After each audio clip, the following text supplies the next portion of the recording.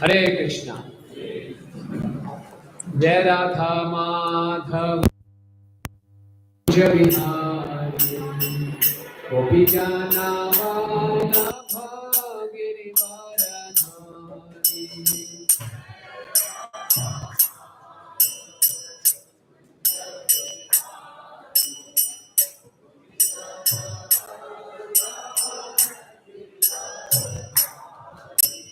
जय राधा माधव कुंज बिहारी गोपी जाना वाला गिरिवारधारी।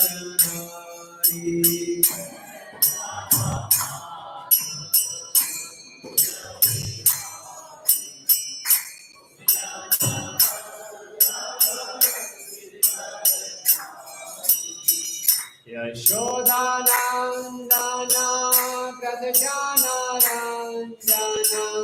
यामुनातिरवनचारि।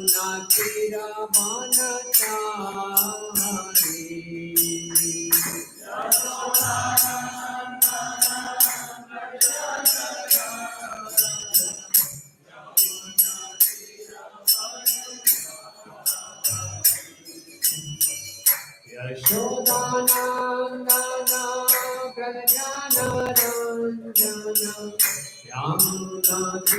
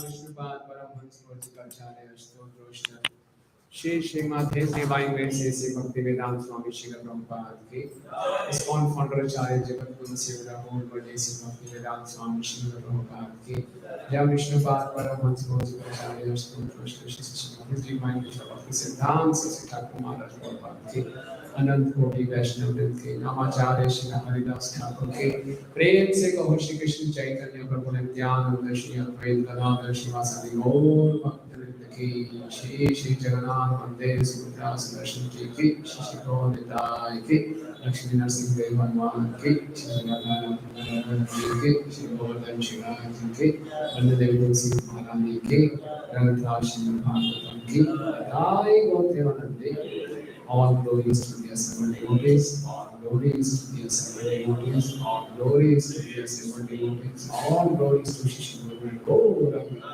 all glories to Srila Prabhupada ki.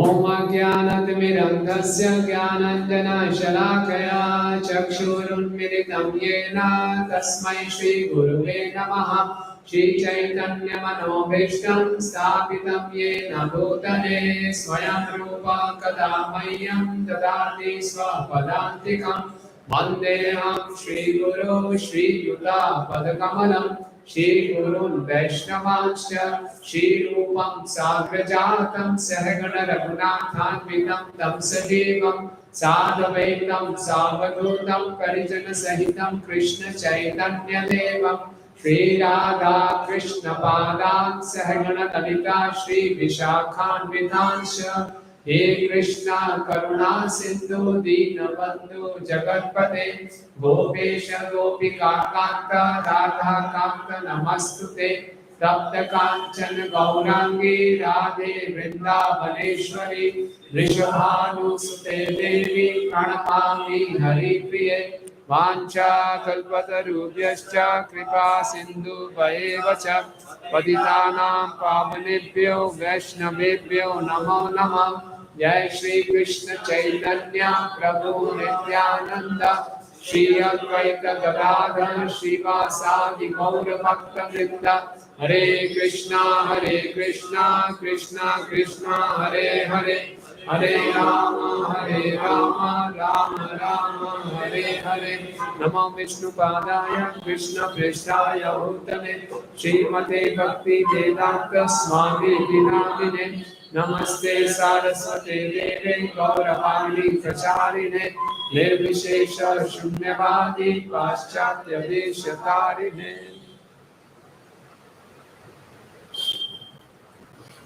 Hare Krishna.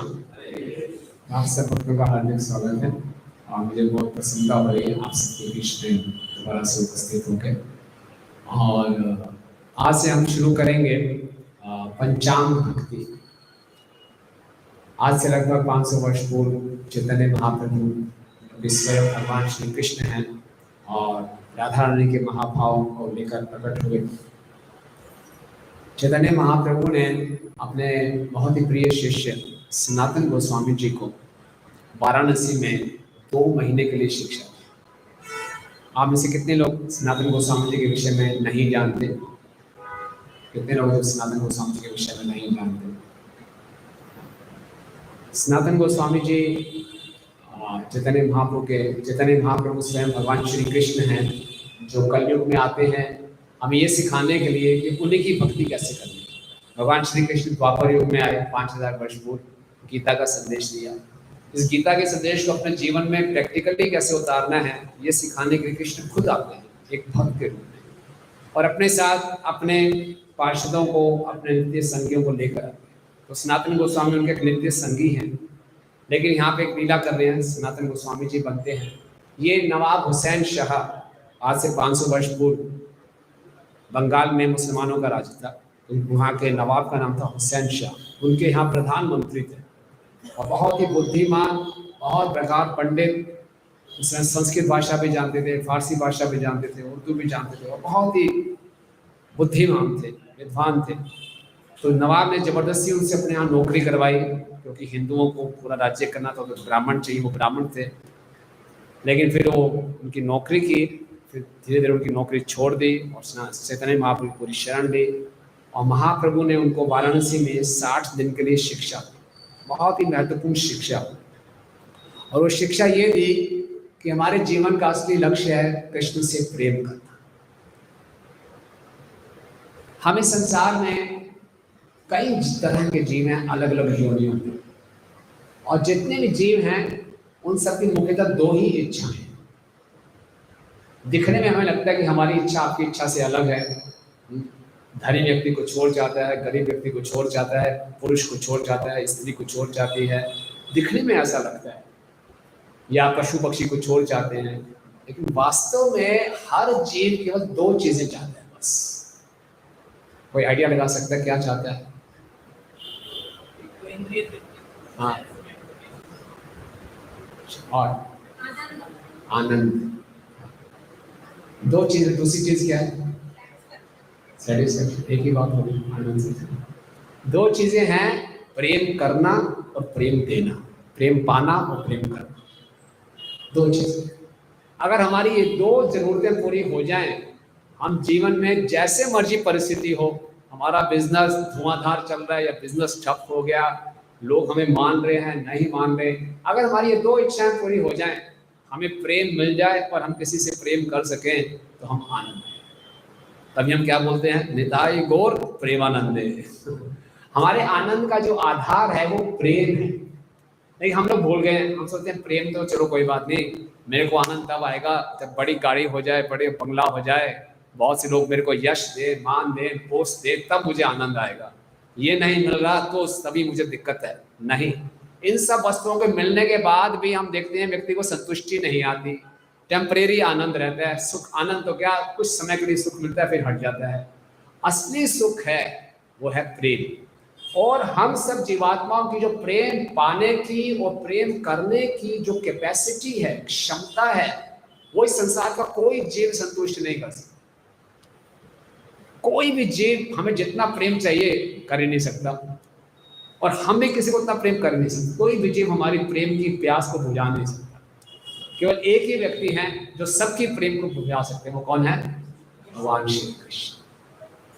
Shrimad Bhagavatam के 4 स्कंद में ध्रुव महाराज के प्रसंग में प्रभुपाद जी लिखते हैं, इस संसार में बुरा ना माने कोई वास्तविक प्रेम है नहीं, दिखावटी प्रेम है, मतलब का प्रेम है, पुरुष और स्त्री आपस में इकट्ठे आके लगता है प्रेम है, मतलब निकल जाता है तो संबंध टूट जाते हैं।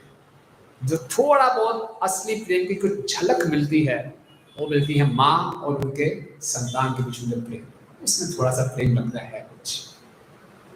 तो ध्रुव महाराज के प्रसंग में चैतन्य श्रील प्रभुपाद जी लिख रहे हैं कि अगर इस संसार में जितनी भी माता जी लोग हैं, उनके हृदय में अपने संतान के लिए जितना प्रेम है उसको इकट्ठा कर दिया जाए एक जगह, एक स्टोर में कर दिया जाए, बहुत प्रेम इकट्ठा हो जाएगा। और भगवान का किसी जीव के लिए जो प्रेम है उसको लिया जाए, सारे संसार की माताओं का प्रेम एक तरफ और भगवान का एक जीव के लिए प्रेम एक तरफ, सारी माताओं का प्रेम भगवान के प्रेम के सामने एक बूंद के समान भी नहीं है। भगवान से इतना प्रेम करते हैं, इतना प्रेम करते हैं। तो ये मनुष्य जीवन इसलिए मिला है कि भगवान ने जो प्रेम का स्विच ऑन किया हुआ है, हमने प्रेम का स्विच ऑफ किया हुआ। मनुष्य जीवन इसलिए मिला है कि अपने इस प्रेम के स्विच को ऑन कर दे। भगवान हमारी बहुत प्रतीक्षा कर रहे हैं, कब मुड़ के देखोगे भाई, देख लो देख लो देख लो। इसलिए भगवान हमारे साथ साथ हर योनि में चलते हैं, हृदय में हमारे साथ रहते हैं परमात्मा के रूप में, हमें इंस्पिरेशन देती है, मेरे से प्रेम कर लो। भक्तों को भेजते हैं, ग्रंथ भेजे, साधुओं को भेजा, हमसे प्रेम करो। यही मनुष्य जीवन का लक्ष्य है कि हमने कृष्ण से प्रेम करना शुरू करना है। जैसे हम कृष्ण से प्रेम करेंगे हमें असली आनंद मिलेगा। प्रेमानंदे हरि हरि। तो आप में से कितने लोग चाहते हैं जीवन का लक्ष्य प्राप्त कर लें हम? सही में अगर आप ये चाहते हैं तो फिर आपको ये सेशन बहुत ध्यान से सुनना चाहिए। तो प्रेम पाने के लिए भगवान से हम प्रेम, भगवान कहते हैं मुझसे खाली भक्ति, प्रेम का मतलब है भक्ति, प्रेममय सेवा, उसको भक्ति कहते हैं। भक्ति की भी 3 स्टेजेस होती हैं, साधना भक्ति, भाव भक्ति, प्रेम भक्ति। साधना भक्ति मतलब भक्ति की, प्रेम की प्रैक्टिस करना। जैसे अगर एक युवा और युवती का अरेंज्ड मैरिज हो जाए तो युवती नए घर में जाती है, सास ससुर जेठ देवर ननद सब नए हैं, तो उसका कोई मन नहीं होता किसी की सेवा करने के लिए, लेकिन वो प्रैक्टिस करती है, उनकी सेवा करती है, जानती है सब मेरे पति से जुड़े हुए हैं, अगर पति से प्रेम करना तो इनकी भी सेवा करनी पड़ेगी, पति की भी सेवा करनी पड़ेगी, सबकी सेवा करती है और धीरे धीरे धीरे उसका प्रेम हो जाता है। तो प्रैक्टिस, तो साधना भक्ति मतलब प्रैक्टिस।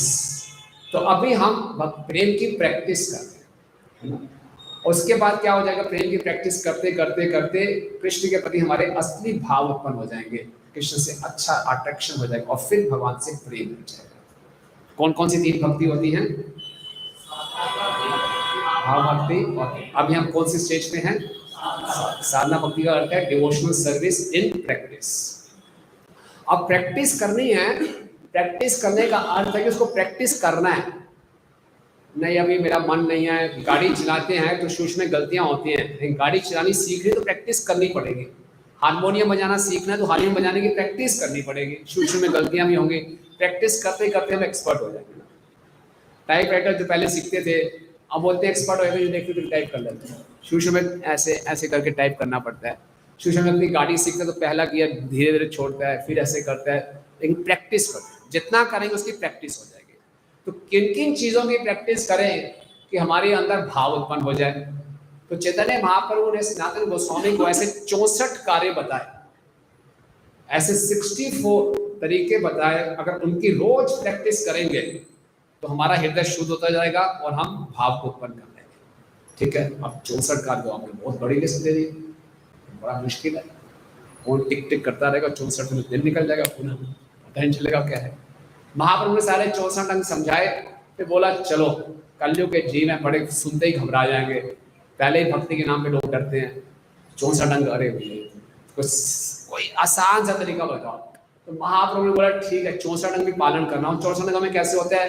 जैसे मंदिर में आना, भगवान को प्रणाम करना, भगवान के मंत्रों का उच्चारण करना, तुलसी में जल डालना, तुलसी की परिक्रमा करना, धाम में जाना, वहां परिक्रमा करना, है ना, ये सब ऐसे ऐसे ऐसे अंग हैं।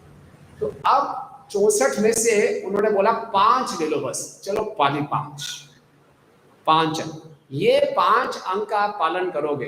अच्छा 5 में से किसी एक का भी कर दो, वो भी थोड़ा सा कर लो, तो आपको क्या प्राप्त हो जाएगा?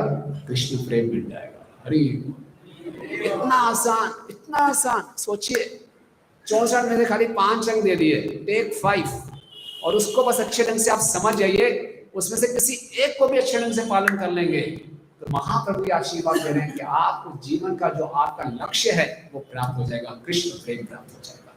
तो आज ये 5 अंग क्या हैं हमारे पीछे बोलिए। साधु संग नाम कीर्तन भागवत श्रवण, साधु संग नाम कीर्तन भागवत श्रवण, साधु संग नाम कीर्तन भागवत श्रवण,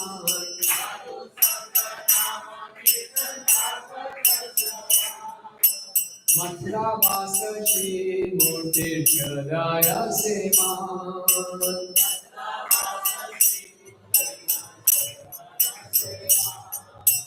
मथुरा वास श्री मूर्ति श्रद्धायां सेवा।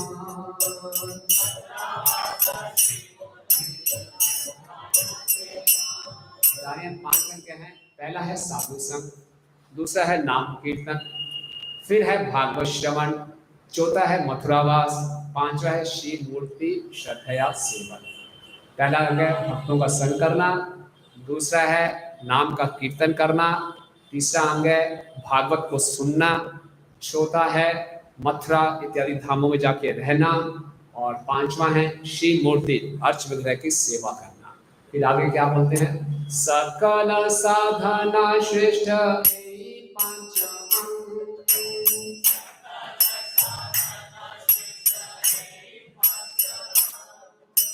कृष्ण प्रेम जनमाय पंचराल्क संग,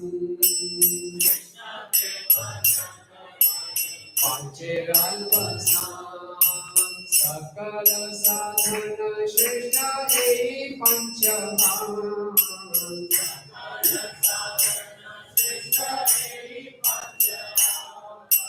कृष्ण प्रेम जनमाय पंचराल्क संग।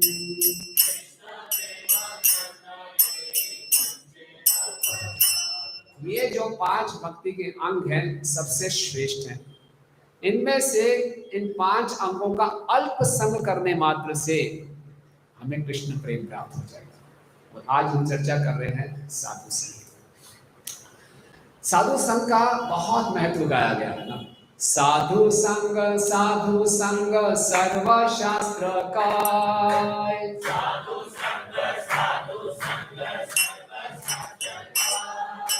लव मात्र साधु संग सर्व सिद्धि हाय।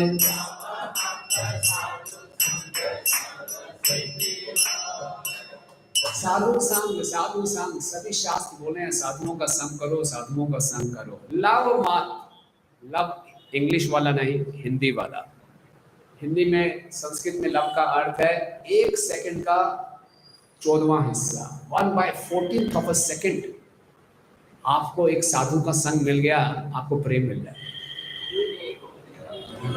अब आपने कई प्रश्न चल रहे होंगे, मुझे तो 14 साल हो गए। हाँ बोल रहे 1 सेकंड का 14वां हिस्सा, यहाँ तो 14 साल हो गए। प्रेम तो जो थोड़ा बहुत प्रेम था वो भी चला गया, क्या हो गया? कहाँ की बात सच है? तो यही जानना है। आज हम जानेंगे कि साधु संग की महिमा क्या है। देखिए, जो हम कर रहे होते हैं ना कई बारी, उसकी महिमा बार बार सुननी चाहिए। नहीं तो हम क्या समझते हैं, उसको ग्रांटेड ले लेते हैं, ये तो ऐसे ही है, तो ऐसे चीप ले लेते हैं उसको। जो चीज़ हमारे पास है उसकी जब बार बार महिमा सुनते हैं तो हमें लगता है हमारे पास कितना बड़ा गिफ्ट है भगवान का, कितनी बड़ी कृपा है, नंबर 1। और ये जो कृपा है ये हमसे छिन ना जाए, इसको संभाल के रखें, उसकी फिर अच्छे ढंग से वैल्यू करें। तो ये सेशन 2 भागों में है। पहले भाग में कि साधु संग की महिमा क्या है, और दूसरे भाग में किस सावधानी से क्या क्या तरीके अपनाने चाहिए, गोल्डन रूल्स क्या हैं इस साधु संग को करने के। ठीक है, तो साधु संग की महिमा। एक बार नारद मुनि जी भगवान के पास गए वैकुंठ में, और उनसे पूछा, भगवान मैंने बहुत सुना है साधु संग की महिमा, सर्वशास्त्र कहे, लव मात्र साधु संग सर्वसिद्धि, कैसे समझ में नहीं आ रही बात। भगवान ने बोला, अच्छा नारद मुनि देखो, पृथ्वी लोक में ना, वो लुधियाना शहर में देखो जरा नीचे कीड़ा दिखाई दे रहा है, कीड़ा लुधियाना के मार्केट में कीड़ा घूम रहा है। बोले हाँ जाओ जरा 1 मिनट जरा देख के उसको। तो भगवान मेरे प्रश्न का उत्तर, जाओ तो सही बोली। नारद मुनि वहाँ पहुँच जाते हैं कीड़े के पास, बोलते हैं नारायण नारायण, कीड़ा तड़प के शरीर छोड़ देता है। नारायण नारायण, कीड़े ने शरीर छोड़ दिया। वापस आते हैं भगवान के पास, इसने शरीर छोड़ दिया। मैं प्रश्न पूछना चाह रहा था साधु संग का महत्व। देखो नारद मुनि, वहाँ देखो, वहाँ एक देखो गौशाला में भी गाय ने बछड़े को जन्म दिया है, जरा जाओगे उसके पास? भगवान अब नहीं जाऊँगा। आपने कीड़े के पास भेजा, कीड़े ने शरीर छोड़ दिया। गाय के बछड़े के पास जाऊँगा, उसने शरीर छोड़ दिया। गो हत्या का इतना बड़ा पाप, मैं नहीं। अरे जाओ तो सही, मेरी आज्ञा है। ठीक है भगवान आपकी आज्ञा। बछड़े के पास पूछते, बोलते नारायण नारायण, जट्टा शरीर छोड़ दिया बछड़े ने। नारायण मुनि तो रोने लगे, घबरा गए, गौ हत्या इतना बड़ा पाप, घबराए भगवान के पास है, भगवान गौ हत्या हो गई मुझसे, गौ हत्या हो गई, रोने लगे। नारद मुनि देखो देखो, अभी एक रानी ने राजकुमार को, सुंदर राजकुमार को जन्म दिया, जाओ। नहीं जाऊंगा, अब नहीं जाऊंगा, वो भी मर जाएगा। अरे जाओ तो सही। नारद मुनि आप पहुंचते हैं, राजकुमार के सामने बोलते हैं नारायण नारायण, आंखें बंद कर लेते हैं, अब ये भी गया। तभी राजकुमार बोलते हैं, हे देव ऋषि मेरा प्रणाम स्वीकार करें। बोले क्या हुआ? 2 जन्म पहले मैं कीड़ा था, आपके दर्शन हुए, गाय की योनि में आया, आपके दर्शन हुए, अब मनुष्य योनि में प्राप्त हुए। ये साधु संग का महत्व। पुराणों में एक और कथा आती है, हमने परम पूजनीय भक्ति पुरुषोत्तम महाराज से सुना था मायापुर में। यही साधु संग के उसमें बलि महाराज हम जानते हैं, भगवान के बहुत बड़े भक्त हैं। उनके एक भाई थे जो बहुत बड़े असुर थे, सारे नियमों को तोड़ते थे। और नारद मुनि बलि महाराज से मिलने गए, बोले हे मुनिवर मेरे भाई को कुछ समझा दो आप। नारद मुनि जैसे प्रचारक को तो ऐसी चुनौतियां लेना बड़ा अच्छा लगता है, बड़े से बड़ा असुर मिले, चलो प्रीचिंग करने को कुछ मिलेगा। तो नारद मुनि पहुंच जाते हैं उस असुर के पास। वो असुर मदिरा में एकदम खूब मदिरा पी रहा है, व्यभिचार कर रहा है। वहां से नारद मुनि ऊपर पहुंच के बोले नारायण नारायण। उसको इतना गुस्सा आया, किसी व्यक्ति की हिम्मत नहीं मेरे सामने आ जाए और ये मुझे आके नारायण नारायण बोल रहा है। उसने उठाए अपने अस्त्र, पीछे भागा नारद मुनि को मारने के लिए। नारद मुनि भाग रहे हैं और ये असुर पीछे पीछे भाग रहा है। खबरदार जो मेरे सामने आए नारद मुनि ने हिम्मत करके थोड़े मुड़े और बोले, देखो एक बात सुन लो, बस एक बात सुन लो। इस असुर ने सोचा, अभी तक किसी व्यक्ति की हिम्मत नहीं होती थी मेरे सामने आने की, जो भी कहो ये साधु बड़ा विशेष है, इसकी हिम्मत तो देखो, अभी भी कह रहा है एक बात सुन लो। अरे बोलो क्या बात है? बोले एक बात बस, नहीं फिर चला जाऊंगा बस। मुझसे बोले जब कभी तुम्हें यमराज के सामने जाना पड़े तो एक बात पूछ लेना कि साधु संग का क्या महत्व है। क्या के राम भाग गए। बोले यार क्या है, चल भगा दिया उसको, ठीक है। खूब उसने अपना जो व्यभिचार करना था उल्टे सीधे काम करता रहा। अंत समय में जब दूत आए, इतने पाप किए थे, सीधा यमराज के सामने खड़ा कर दिया।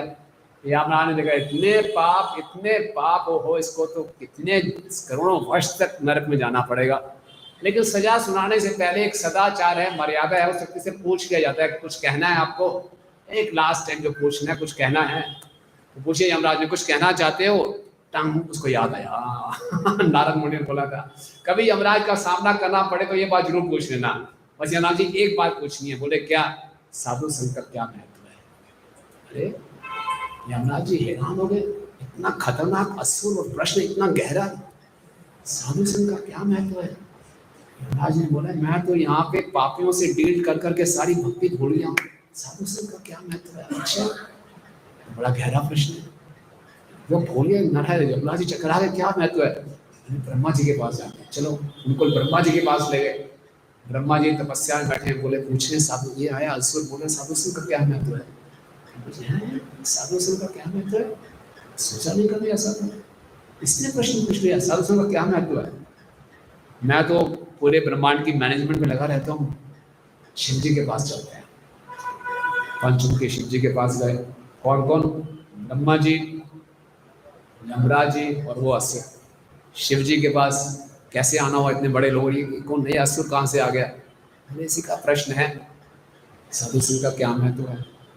शिव जी अच्छा क्या महत्व है? विचार ही नहीं किया, इसका उत्तर तो स्वयं भगवान ही दे सकते हैं।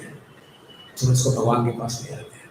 शिव जी, ब्रह्मा जी, यमराज जी, वो असुर वैकुंठ चले गए।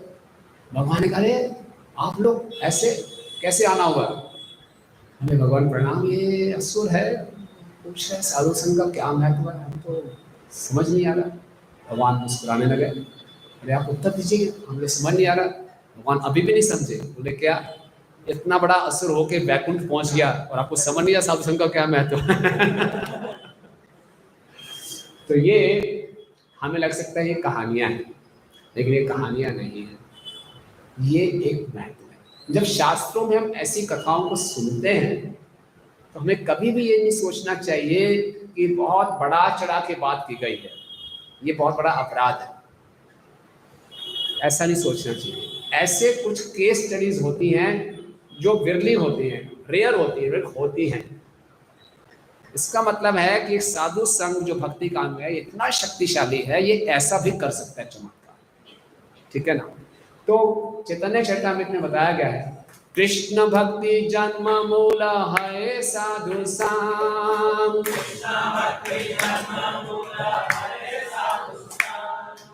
कृष्ण प्रेम जन्मे ते हो पुनः मुख्य अंग। कृष्ण भक्ति का जो मूल है, जड़ है, वो साधु संग है। ये नहीं कि साधु संग बस जड़ में चाहिए, शुरुआत भक्ति की शुरुआत में चाहिए, नहीं। कृष्ण प्रेम जन्मे, अगर हम भक्ति की परिकाष्ठा प्रेम तक भी पहुंच जाएंगे, तेहो पुनः मुख्य अंग, तब भी प्रेम की अवस्था में भी भक्ति का मुख्य अंग क्या है? साधु संग। हमें ये नहीं सोचना चाहिए भक्ति की शुरुआत में तो भक्तों की आवश्यकता होती है, अब तो हमने सब कुछ सीख लिया, हमें मालूम चल गया मालाएं भी करनी है, हरिनाम लेना है, पुस्तकें पढ़नी है, लेक्चर सुनने हैं, यूट्यूब पे लेक्चर सुनेंगे, आप घर में किताबें पढ़ेंगे, अपना माला कर लेंगे, भक्तों के आने की मंदिर में आने की आवश्यकता क्या है? संघ की आवश्यकता क्या है? नहीं नहीं, कोई प्रेम तक भी पहुंच जाए उसको भी साधु संग चाहिए। चैतन्य महाप्रभु एक भक्त के रूप में आए और महाप्रभु गंभीरा में, जगन्नाथपुरी में रामानंद राय स्वरूप दामोदर जी का बहुत अंतरंग संग करते, राइट।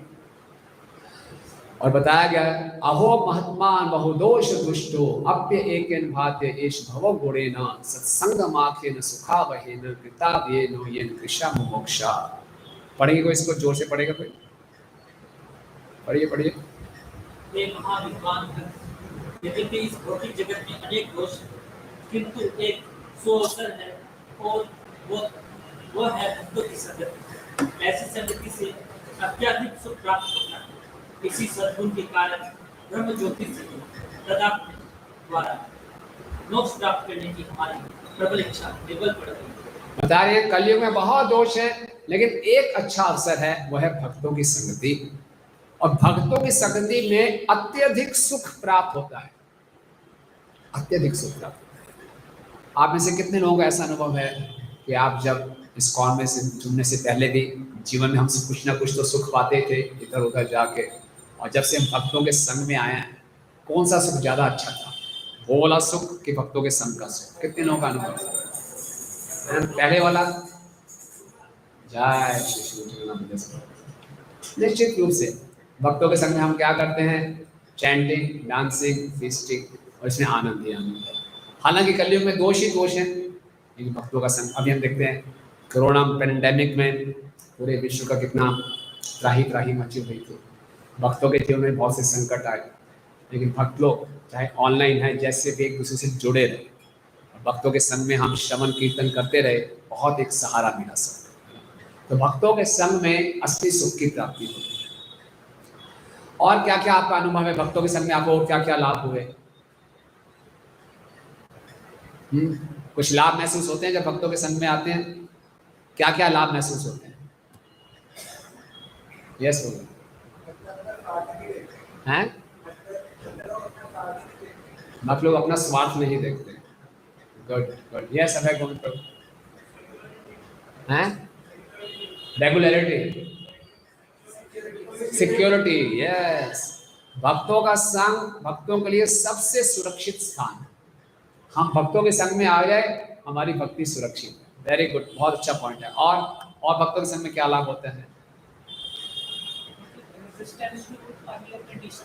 हाँ, हमारी जो पुराने संस्कार होते हैं, गंदी आदतें होते हैं, हम उसको रोक पाते हैं भक्तों के संग में। राइट। और कोई और बताइए, लाभ नहीं हो रहा किसी को भक्तों के संग में?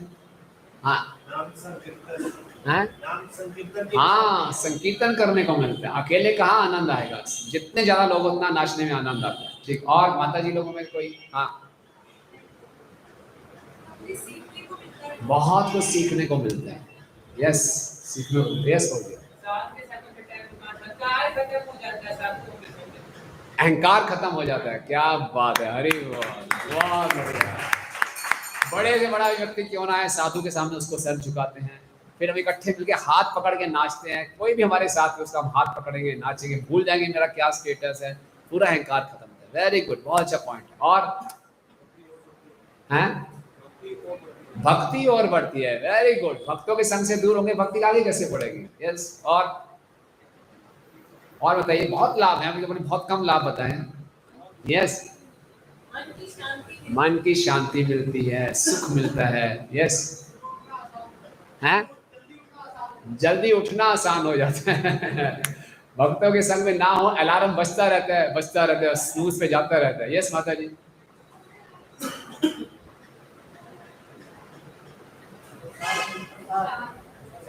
प्रसाद पाने का एक अलग ही आनंद है भक्तों के संग में, अकेले नहीं पाया जाता। अकेले आप पाएंगे वो उतना आनंद नहीं है। भक्तों के संग में खिचड़ी भी खाने को मिल जाए, आनंद है। ये समय कौन प्रभु हैं? फेस्टिवल्स, भक्तों के संग हम फेस्टिवल, जब भक्त लोग इकट्ठे हो गए वही फेस्टिवल है। गुड।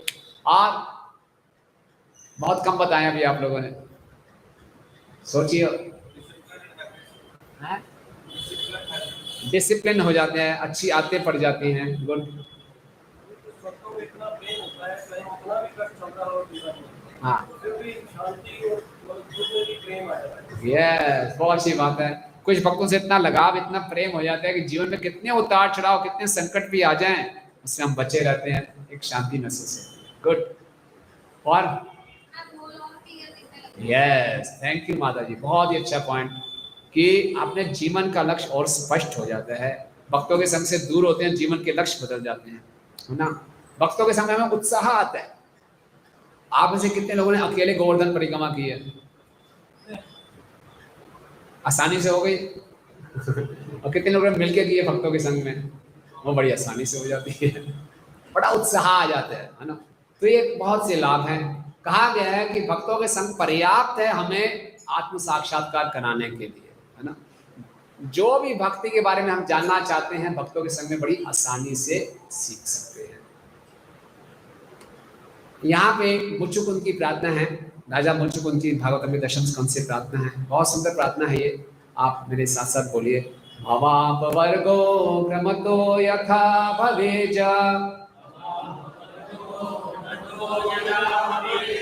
जनस्य तरुच्युत सत्समागमा सत्संगमो यर्हि तदैव सद्गतो परावरेशे त्वयि जायते मति। पढ़िए कोई, माता जी पढ़िए कोई जोर से, टेस्ट हो जाएगा आपको नजर आ रहा है कि नहीं। हे प्रभु, हे अच्युत परम पुरुष, जब कोई व्यक्ति ब्रह्मांडों में घूमते घूमते भौतिक संसार में मोक्ष पाने के योग्य बनता है तब उसे भक्तों की संगति पाने का अवसर प्राप्त होता है। जब वह भक्तों की संगति करता है तब आपके प्रति उसका आकर्षण जागृत होता है। आप पूर्ण पुरुषोत्तम भगवान हैं, सर्वोत्कृष्ट भक्तों के सर्वोच्च लक्ष्य तथा ब्रह्मांड के स्वामी। हाँ, बोल रहे हैं कि जब कोई ब्रह्मांडों में घूमते घूमते भौतिक संस्कार से मोक्ष पाने के योग होते हैं तो उसको भगवान भक्तों का संग देते हैं।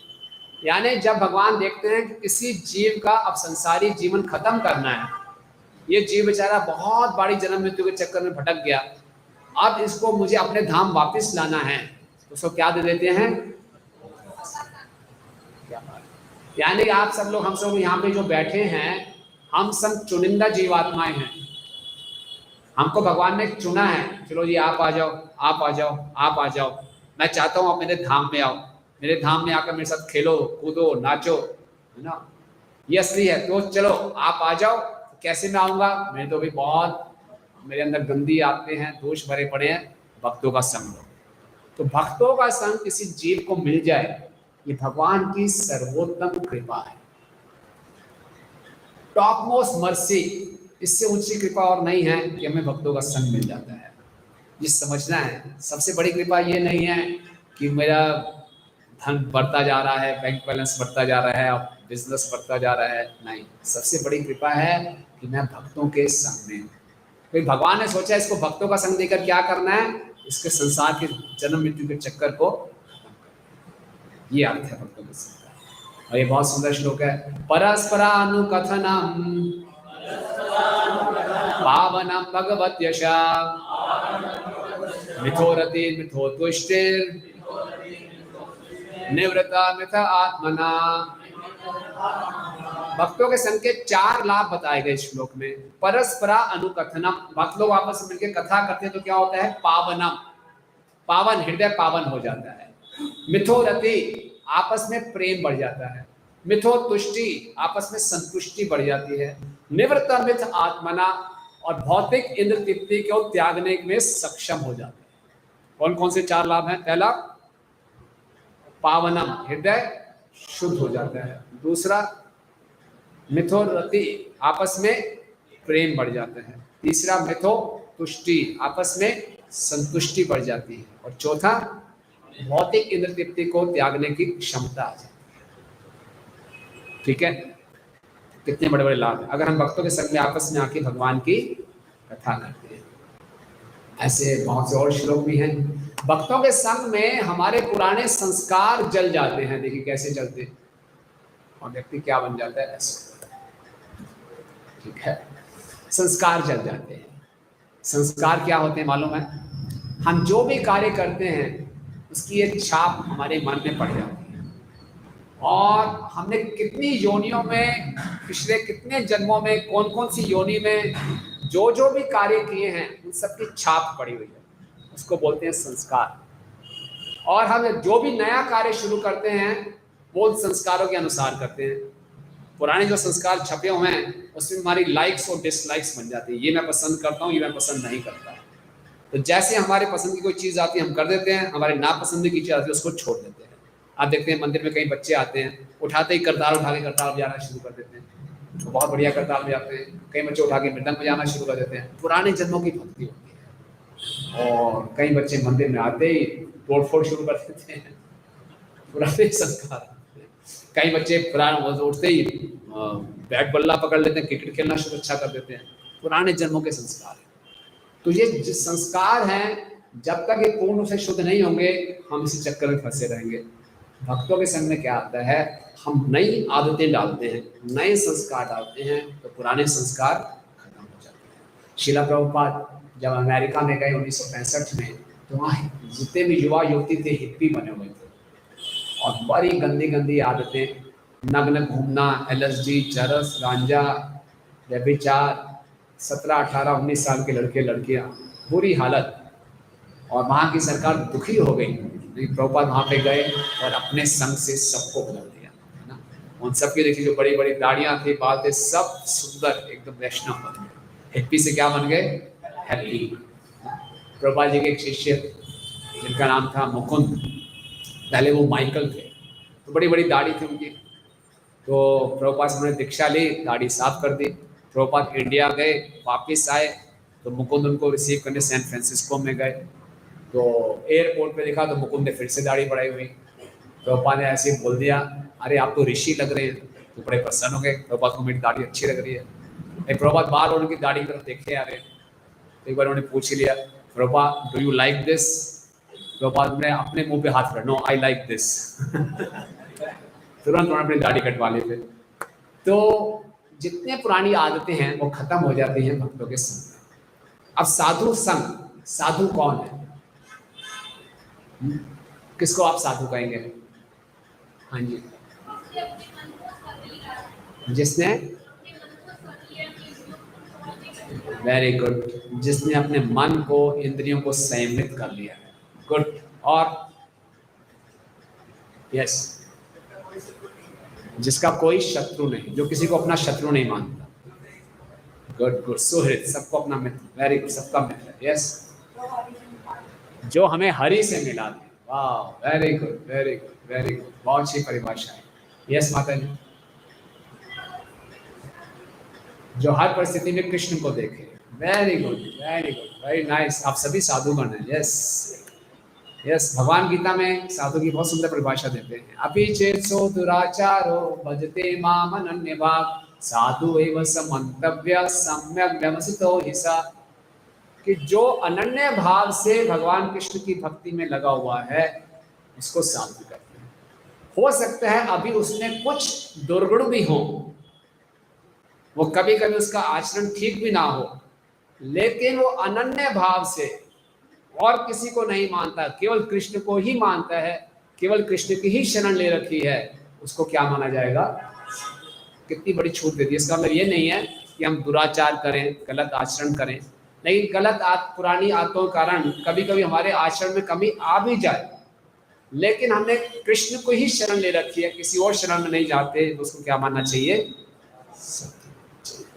और साधु मतलब जो हमारे को काटे। क्या काटे? हमारे गलत धारणाओं को काटे, हमारी गलत फहमियों को काटे, मिसकंसेप्शंस को काटे। जैसे यहाँ सीन आता है, शीला प्रभुपाद जी जब युवावस्था में थे, 26 वर्ष के थे, तो पहली बार अपने गुरु शीला भक्ति सिद्धांत सरस्वती ठाकुर महाराज से मिले। प्रभुपाद उस समय गांधी जी की मूवमेंट में भाग ले रहे थे, स्वतंत्रता सेनानी थे, और उनके एक मित्र थे नरेंद्र। उन्हें बोला, चलो अभय, आज मैं तुम्हें एक बहुत अच्छे साधु से मिलाता हूँ। अभय ने कहा, जो प्रभुपाद जी का पहले नाम अभय था, प्रभुपाद जी ने कहा, मेरे पिताजी बचपन से प्रतिदिन हमारे घर में 5 साधुओं को भोजन खिलाते थे, और मैं जानता हूँ ये सारे के सारे साधु दिखावटी हैं, नकली हैं, कोई असली नहीं है, मुझे नहीं जान मिलना किसी साधु से। उनके मित्र ने बोला, नहीं ये साधु बड़े विशेष हैं, चलो। जबरदस्ती खींच के ले गए। तो किसी घर की छत पे वो प्रोग्राम हो रहा था, तो प्रभुपाद जी ने जैसे भक्ति सिद्धांत सरस्वती ठाकुर महाराज को देखा, उनको प्रणाम किया।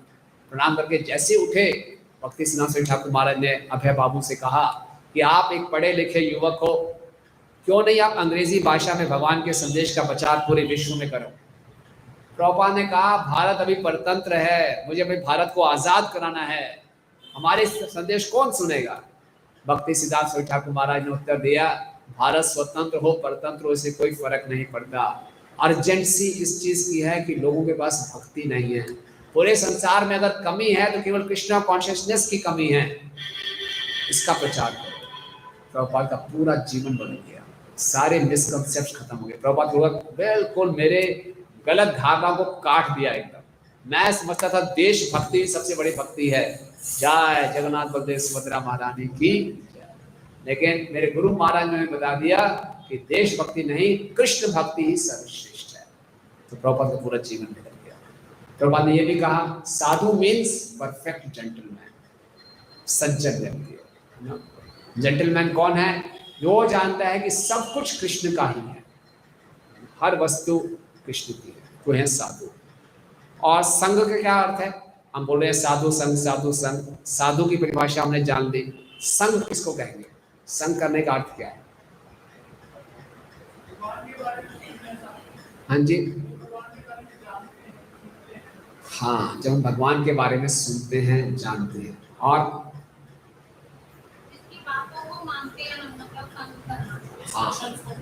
इंस्ट्रक्शंस को फॉलो करना, उनकी विचारधारा से प्रभावित होना, उसको संघ कहते हैं। किसी की विचारधारा से प्रभावित होना उसको संघ कहते हैं, राइट। अब देखते हैं, जैसे उदाहरण है, आप सबने मृगारी की कथा सुनी? आप में से कितने लोगों ने मृगारी की कथा नहीं सुनी? यहाँ पे कितने लोग जो मृगारी के विषय में नहीं जानते? तो शॉर्ट में बता देते हैं कि एक बार नारद मुनि जी प्रयागराज से गुजर रहे थे जंगल से, तो रास्ते में उन्होंने देखा कि कुछ पशु अधमरी अवस्था में हैं।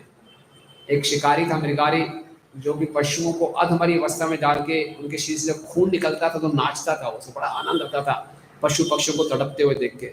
नारद मुनि बोला, इतने क्रूर क्यों हो? तुमने इसको माना तो पूरा मारो, अधमरा क्यों मारते हो? बोलते नहीं, जब पशु तड़पते हैं मुझे बहुत खुशी होती है। नारद बोले, इतना बड़ा पाप कर रहे हो? बोले, ये तो मेरा पेशा है। बोले, बहुत बड़ा पाप लगेगा। बोले, क्या करूं? बोले, अभी ये धनुष तोड़ो। बोले, धनुष तोड़ दूंगा, परिवार भूखा मारेगा। बोले, मैं परिवार को पालूंगा, तोड़ो धनुष। और देखिए मृगारी में इतनी हिम्मत आ गई, धनुष तोड़ दिया। बोले, अब क्या करना है? बोले, लाओ तुलसी का पौधा लाओ, सामने बैठ जाओ और बोलो क्या? हरे कृष्णा कृष्णा कृष्णा हरे हरे, हरे राम राम राम। अच्छा, क्या हुआ? नारद मुनि को भेजो, जो भी पूरे गांव में खबर फैल गई, इतना क्रूर शिकारी इतना बड़ा साधु बन गया। सब लोग उससे मिलने आते थे, कोई आटा ला रहा है, कोई चावल, कोई दाल, कोई फल, भंडार लग गया। बोला, नारद मुनि जी इतना मत भिजवाइए। वो फूड फॉर लाइफ करने खुद बांटने लगे। एक बार नारद मुनि पर्वत मुनि के साथ आए उनसे मिलने के लिए, देखो उनसे मेरा शिष्य कैसा क्या कर रहा है। तो जैसे ही नारद मुनि को देखा मृगारी ने कि मेरे गुरु आ रहे हैं, मिलने जा रहे थे, तो उछल उछल के जा रहे थे। तो नारद मुनि बोला, आप उछल उछल के क्यों आ रहे हो? बोले, नहीं, नीचे जमीन पे कुछ चींटियां थी, मैं उन चींटियों पे पाँव नहीं रखना चाहता था। नारद मुनि इतने खुश हुए, ऐसा शिकारी जो पशुओं को अधमरा मारता था, अब एक चींटी को भी नहीं मारना चाहता। ये कैसे हुआ? भक्तों के। प्रभुपाद जी के एक शिष्य हैं हरीशौरी प्रभु, प्रभुपाद के पर्सनल सर्वेंट। तो प्रभुपाद जी मायापुर में थे, तो हरीशौरी प्रभु उनके कमरे में आए, उनका डेस्क साफ कर रहे थे। तो प्रभुपाद ने कुछ रसगुल्ला खाया था, तो उसकी कुछ चाशनी गिरी हुई थी, वहाँ सारी चींटियाँ इकट्ठी हो गई। तो हरीशौरी प्रभु बड़े ध्यान से उसको साफ कर रहे थे। प्रभुपाद ने कहा, जब तुम मुझसे नहीं मिले थे तो तुम तो उनको मार देते। हरीशौरी प्रभु बिल्कुल उनका चेहरा लाल पड़ गया। उनको अपना बचपन याद आया कि बचपन जो वो चींटियों को देखते थे तो उनके बिल के ऊपर गरम गरम पानी डाल देते थे, है ना। उनको याद आ गया, हाँ मैं बचपन में ऐसा करता था और अब मैं ऐसा कर रहा हूँ। तो देखा कि प्रभुपाद हंस रहे थे। तो फिर हरीशौरी प्रभु को मृगारी की कथा याद आ गई किस प्रकार से नारद मुनि ने मृगारी को बदला। मैं भी छोटा मृगारी था और मुझे प्रभुपाद के संग ने बदल दिया। इसी ढंग से देखते हैं, प्रभुपाद जी टॉम्स्किन स्क्वायर पार्क में गए, अकेले थे प्रभुपाद। संडे का दिन था, अक्टूबर का महीना था, और प्रभुपाद एक जगह बैठ गए और प्रभुपाद के हाथ में डुगडुगी थी और प्रभुपाद शुरू कर दिया कीर्तन। उन्होंने हरे कृष्णा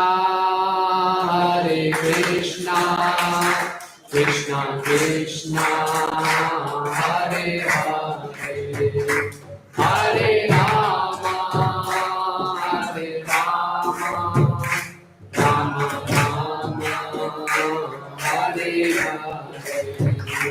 3 घंटे तक प्रभुपाद आंखें बंद कर कीर्तन करते रहे। आप सोचिए, जब प्रभुपाद ने आंखें खोली तो हैरान हो गए। उस पार्क में बैठे हुए तरह तरह के हिप्पीज थे, किसी के पास बांगो था, किसी के पास कॉन्गो था, किसी के पास गिटार था, किसी के पास क्या था, सब अपना अपना इंस्ट्रूमेंट बजा रहे हैं और सब गोला बना के नाच रहे हैं। प्रभुपाद हैरान हो गए। प्रभुपाद खड़े हुए और कीर्तन किया, और फिर प्रभुपाद कीर्तन कीर्तन करते हुए चल पड़े, सारे उनके पीछे पीछे। ऐसे बचपन में आप कहानी पढ़ते थे ना बैक पाइपर की, सब पीछे पीछे जा रहे हैं प्रभुपाद के। प्रभुपाद का छोटा सा कमरा था, सब अंदर जा रहे हैं। फिर प्रभुपाद ने बताया मंडे वेडनेसडे फ्राइडे यहाँ भगवत गीता की क्लासेस होती हैं, और वहाँ से हिप्पियों ने क्लासेस बनाना शुरू किया, उनका जीवन बदला। इसी तरह से हरिदास ठाकुर जी, आप जानते हैं नामाचार्य हरिदास ठाकुर चैतन्य महाप्रभु के विशेष भक्त, एक दिन में 192 माला करते थे। इनकी ख्याति इतनी बढ़ गई कि गांव में एक जमींदार था रामचंद्र खान, उनको इससे द्वेष हो गया और इसका पतन गिराऊंगा। हर व्यक्ति की कोई ना कोई कीमत तो होती है। हरिदास ठाकुर जी बहुत सुंदर थे, युवा थे। उन्होंने बोला इसके सामने एक सुंदर वैश्य को भेजता हूँ। वैश्य ने बोला 3 दिन दो, अभी पतन करा दूंगे। 3 दिन वो आती रही। हरिदास ठाकुर कहते बस माला थोड़ी सी बच्ची, माला कर लेता हूँ। और तीसरे दिन तक उस वैश्य का ही हृदय बदल गया। वो भी क्या कहने लगी, हरे कृष्णा कृष्णा कृष्णा हरे हरे, हरे राम राम राम हरे। हरिदास ठाकुर ने वैश्य को बोला मैं तो पहले दिन ही समझ गया था, लेकिन तुम्हारे उद्धार के लिए मैं रुक गया। वैश्य ने अपने जितना धन था ब्राह्मणों में बांट दिया, अपना सर मुंडवा लिया और तुलसी के सामने बैठ के वो भी प्रतिदिन 192 माला करने लगे। ये है साधु संघ का महत्व। साधु संघ में जितने सारे भक्त होंगे उतना आनंद आए। भारत सरकार का स्लोगन है छोटा परिवार, हमारा क्या स्लोगन है, बड़ा परिवार सुखी परिवार। जितने भक्त होंगे हमारा आनंद बढ़ेगा, है ना। क्या करना है, चैंटिंग, डांसिंग एंड फीस्टिंग। और इसीलिए क्या बोला गया, चैतन्य महाप्रभु ने रामानंद राय जी से पूछा, दुख मध्य कौन दुख है गुरुतार, कृष्ण भक्त विरहा बिना दुख नहीं देखी पार।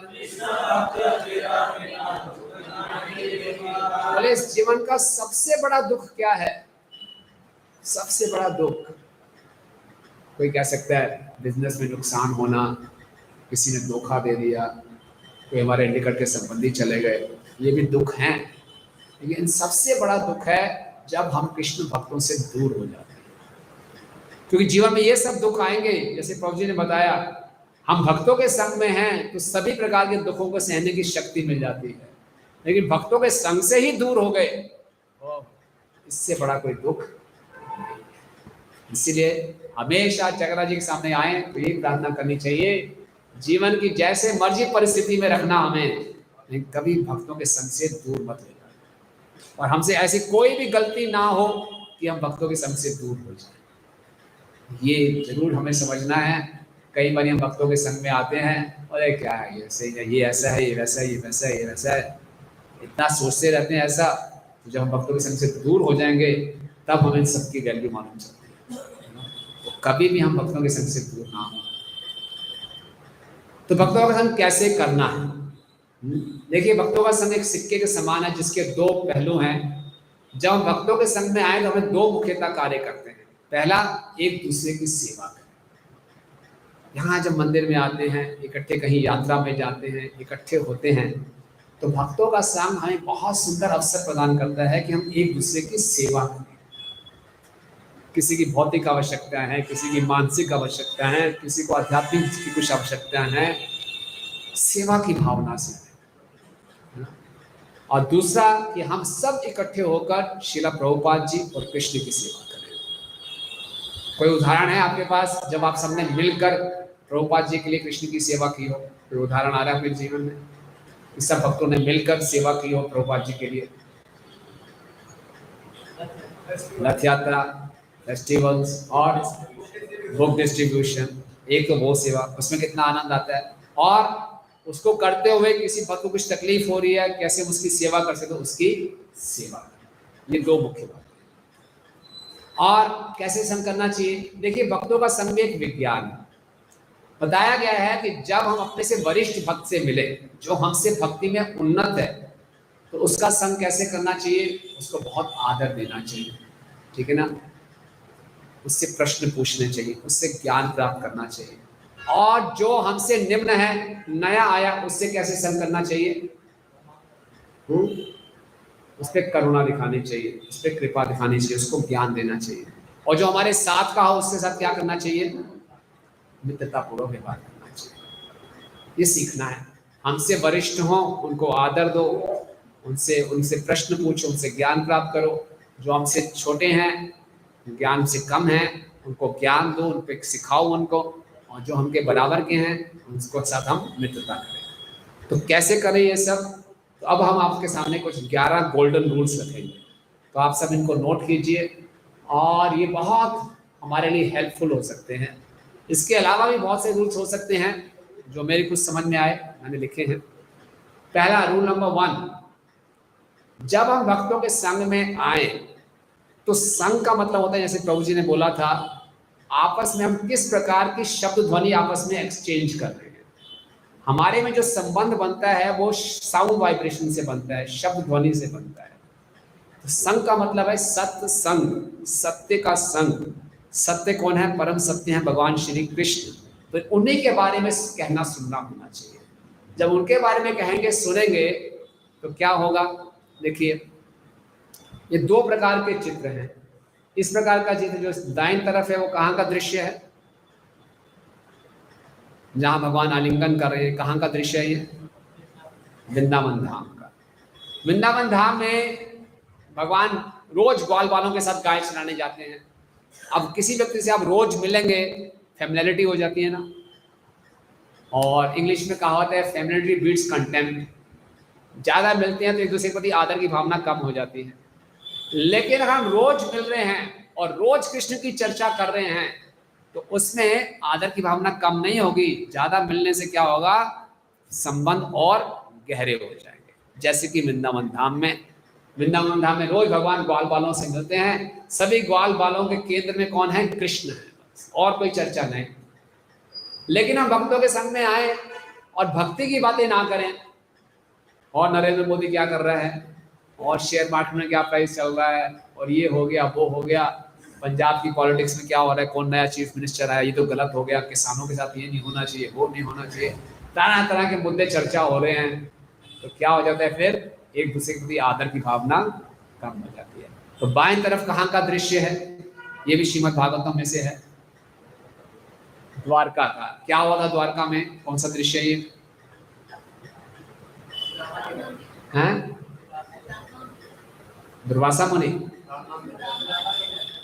सुदामा? नहीं नहीं नहीं नहीं नहीं, ये सुनिए, ये है ब्राह्मणों के साथ उपहास किया था। यदुवंशी थे, कृष्ण के एक पुत्र का नाम है साम। सारे के सारे बच्चे इकट्ठे हो गए और वहां में कुछ मुनिगण खड़े थे। तो उन्होंने क्या किया? शाम को साड़ी डाल दी, स्त्री का वेश करवा दिया, और उसके पेट के ऊपर कपड़ा डाल दिया, और मुनियों के पास लगे, बोले गर्भवती है, इसको आशीर्वाद दीजिए, बताइए लड़का होगा लड़की होगी। तो मुनिगण समझ गए कि हमारा मजाक उड़ा रहे हैं। तो मुनियों ने शाप दे दिया कि ऐसा इसके गर्भ से ऐसा एक लोहा निकलेगा जो पूरे यदुवंशियों का नाश कर देगा। बच्चे डर गए। जैसे ही कपड़ा हटाया उसमें से एक गदा निकला, लोहे का बना हुआ। घबरा कर गए उग्रसेन के पास कि ऐसा ऐसा श्राप मिल गया कि इससे पूरे यदुवंशियों का नाश हो जाएगा। उग्रसेन इतना डर गए, उस गदा का बिल्कुल पीस दिया, उन्हें चूरा चूरा बना दिया और समुद्र में बहा दिया। समुद्र में बहा दिया तो कुछ उसका जो पिसा हुआ चूरा था समुद्र के तट पे गिरा, उसमें से बड़ी बड़ी घास निकल आई, और बड़ी बड़ी घास निकल आई, वो इतनी खतरनाक हुई, बाद में सभी यदुवंशियों ने एक दूसरे को उसी से हत्या कर दी। तो जब हम भक्तों के संग में आके लापरवाही करते हैं, भक्ति की चर्चा नहीं करते, इधर उधर की बातें करते हैं, तो फिर सत्यानाश। और जब भक्तों के संग में आके भगवान के विषय में चर्चा करते हैं तो भक्तों के बीच में प्रेम बढ़ जाता है। तो पहला गोल्डन रूल क्या है? जब भी भक्तों के संग में आए, भक्तों के संग में आना खाली इकट्ठे होना ही नहीं है। प्रभु उदाहरण देते हैं कि मैं व्यास आसन पे बैठा हूँ, मेरे सर पर एक मच्छर आके बैठ गया, क्या मच्छर मेरा संग कर रहा है? नहीं, मुझे काट रहा है। दोनों संग है, इकट्ठे हैं, पड़ा कितना नजदीक है देखिए, नहीं। तो भक्तों के संग में आने का मतलब है कि आपस में किस प्रकार की बातचीत हो रही है, कैसी बात होनी चाहिए। हरे कृष्णा कृष्णा कृष्णा हरे हरे, हरे राम राम राम हरे हरे। दूसरा रूल, एप्रिशिएट एंड ग्लोरीफाई। भक्तों के संग में आए हैं तो खूब गुणगान करें, तो उसके गुणों को देखें, तारीफ करें, उसकी प्रशंसा करें। मस्करी के लिए नहीं, काम निकलवाने के लिए नहीं, प्रभु जी आप बड़े अच्छे हैं, बड़े अच्छे, कुछ ये कर देंगे मेरा काम, नहीं। इस संसार में हम तभी किसी का गुणगान करते हैं जब कुछ चाहिए होता है उससे। बच्चे भी बड़े एक्सपर्ट होते हैं इसमें, है ना। माता पिता छोटे बच्चों से पूछते हैं पापा अच्छे, मम्मी अच्छे, उसको मालूम पापा से क्या चाहिए, मम्मी से क्या चाहिए, जिसको जिस दिन जो चाहिए बोले ये अच्छा नहीं है। तो हमारी आदत है, हम तभी गुणगान करते हैं जब हमें कुछ चाहिए होता है। भक्तों के संग में आए हैं तो गुणगान करना सीखें। क्या लाभ होगा हम भक्तों का गुणगान करेंगे तो? कुछ लाभ होगा हमें। किसको लाभ होगा? जिसका गुणगान कर रहे हैं, जो गुणगान कर रहे हैं, जिसका गुणगान हो रहा है, दोनों को। दूसरे को क्या लाभ होगा? जिसका गुणगान हो रहा है उसकी ईगो, उसको संतुष्टि हो रही है, चलो कोई तो है जो मैं चाहता है चलो उसको कुछ लाभ हो सकते हैं। ज्यादा लाभ किसको होगा? जो कर रहा है। क्या लाभ होगा उसको? जय श्री जगन्नाथ महाराज। क्या लाभ होगा? हैं? उसके गुण उसमें आने शुरू हो गए। आप क्या कह रहे हैं? चैंटिंग इंप्रूव होगी, उसके गुण हमारे में आने शुरू हो जाएंगे। और जब हम किसी भक्तों की निंदा करते हैं तो क्या होता है?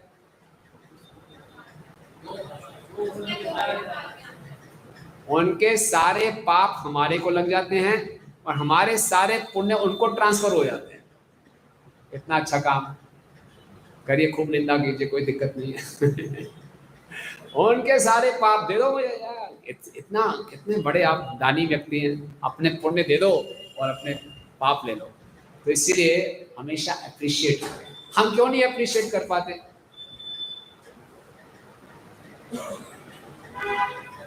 यस माता जी, क्यों नहीं करते? हाँ जी, जोर से बोलिए। अहंकार होता है। Very good. हमारा हृदय अपनी प्रशंसा से भरा होता है। मैं इतना महान हूं, ये तो ऐसे ही है, दिखावा कर रहा है, ये है वो है। नहीं, प्रशंसा करें। चैतन्य महाप्रभु जब किसी की प्रशंसा करते थे तो कृष्णदास कविराज गोस्वामी लिख रहे हैं, वो ऐसी प्रशंसा करते थे जैसे एक नहीं 5-5 मुख हों। और जब प्रशंसा करते थे तो दूसरे भक्तों के चेहरे को देखते थे, इनको कैसा महसूस हो रहा है। अगर हम किसी की प्रशंसा सुन रहे हैं और हमें अंदर ही अंदर द्वेष हो रहा है, क्या है, झूठ बोल रहे हैं, ऐसा नहीं है, इतने अच्छे थोड़ी हैं, मुझे ज़्यादा मालूम है, ये मंगल आरती नहीं आता, ये नहीं करता, वो नहीं करता। नहीं, साफ महाप्रभु देख रहे हैं किसको खुशी हो रही है। जब हम दूसरों की प्रशंसा सुने तो अंदर से हमारी जो द्वेष की भावना उसको दबा देना चाहिए, तो खुश होना चाहिए। अगर हम दूसरे की प्रशंसा सुन के हम प्रसन्न हो रहे हैं तो हमें ज़्यादा कृपा मिलेगी, हमें भी कृपा मिलेगी। ओके, ये बहुत ये साइंस है कि भक्तों के संग में आके अप्रिशिएट करना सीखे, ग्लोरीफाई करें। आप देखेंगे इसमें बहुत शक्ति है। अपने घर में इसको अपनाइए। घर में भी हम ज़्यादातर बच्चों को टोकते ही रहते हैं, ये नहीं किया, वो नहीं किया। सिर्फ जो कुछ अच्छा काम कर रहा है पकड़ो, उसको अप्रिशिएट करो। और कोई व्यक्ति आता है उसके सामने उसको अप्रिशिएट करो। कई बार हम जाते हैं किसी घर में, माता पिता बच्चों को ले आते हैं, ये माला नहीं करता। अरे शुरुआत ही ऐसा करो, माला नहीं करता, कर लेगा। आपने कब से माला करनी शुरू की है और चाहते हैं बच्चा अभी से शुरू कर दे। आदत डालिए अप्रिशिएट करने की, ग्लोरीफाई करने की। इससे संबंध मधुर होते हैं और दूसरे को भी हम दूसरे कट। भक्तों के संग में आए तो हमेशा सावधान रहे और बड़े कृतज्ञ रहे। कृतज्ञ क्यों? क्योंकि ये भगवान की सबसे बड़ी कृपा है।